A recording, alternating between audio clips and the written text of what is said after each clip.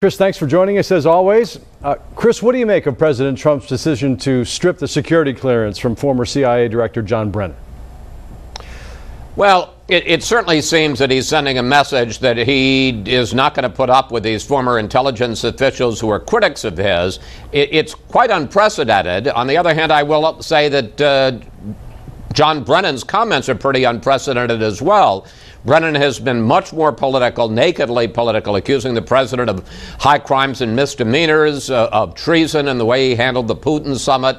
On the other hand, a president has never personally removed the security clearance of a former official. It's normally done by the sponsoring agency. In this case, it would be the CIA, where Brennan worked. And it's not done for political speech, as it seems to be in this case. It's done because either a personal problem, something that a person could be blackmailed on, or because he has mishandled classified information. No allegation of either of those in the case of John Brennan. But I think by doing it to Brennan and threatening to do it to a bunch of other people, he's saying, look, there's going to be a price to pay for opposing me. Okay. Admiral William Mcraven, not a name that most people would know, but he led the raid that ended up with the death of Osama bin Laden, came out praising John Brennan, criticizing President Trump, asking him to take his security clearance in solidarity. Does this mean anything in the bigger picture, do you think?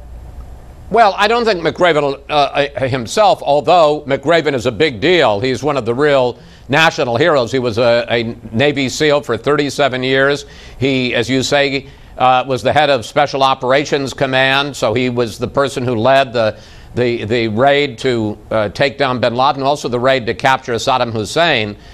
He bleeds red, white, and blue, but it was not only him. There were a dozen former intel folks, people that worked for Republican administrations, people who work for Democratic administrations, who again sent an open letter to the president saying, this isn't big, you're not trying to protect the nation's secrets here, you're trying to curtail political speech, and they oppose what the president did. If the president stops at Brennan, my guess is this is containable. If he goes after a lot of more people, this is going to be a big scandal.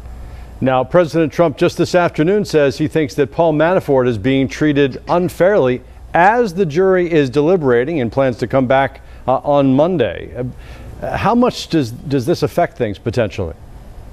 Well, you don't know, because supposedly the jury has been told by the judge, and supposedly they're going to agree to it, which is not to listen to anything on the case. On the other hand, the fact that the president says that he basically said that he didn't think that Paul Manafort should have been tried on this case, and that he's been, as you say, dealt with unfairly, tips the scale. Now, you could argue in Northern Virginia, does this tip the scale in favor of Manafort or against Manafort to have Donald Trump behind him? I don't know. But I will say it's very unusual. I remember back when Richard Nixon was president during the middle of the Charlie Manson trial. And for folks who don't know who Charles Manson is, look it up on, he was responsible for the slaughter of, I think, 8 people.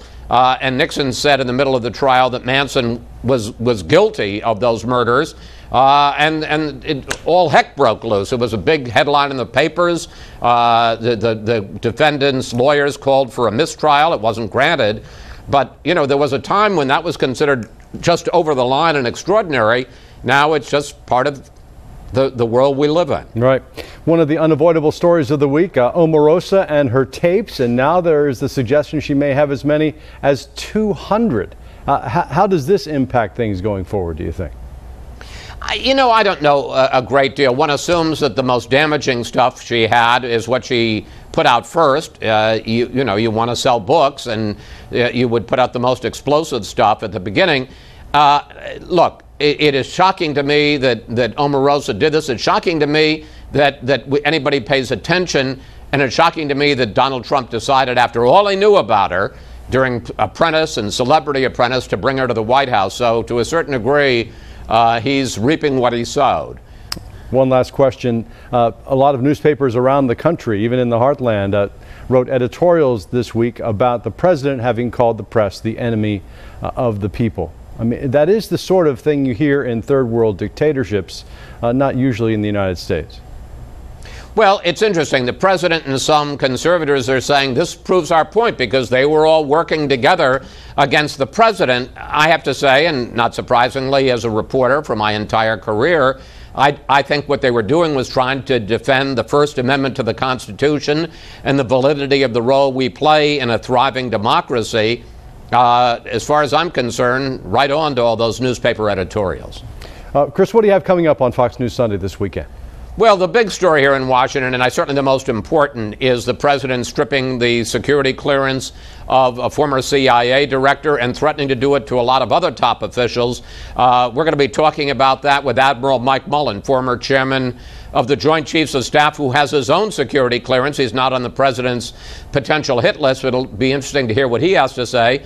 We'll also talk to the chairman of the Senate Homeland Security Committee, Ron Johnson, who says the president is well within his rights and that John Brennan had stepped well over the line. And then the Trump economy, talk about more tariffs and a trade war, possible shutdown, the president canceling the military parade. We'll talk about all of that with White House Budget Chief Mick Mulvaney. So we're very full Fox News Sunday. As usual, we'll be watching. Thanks, Chris.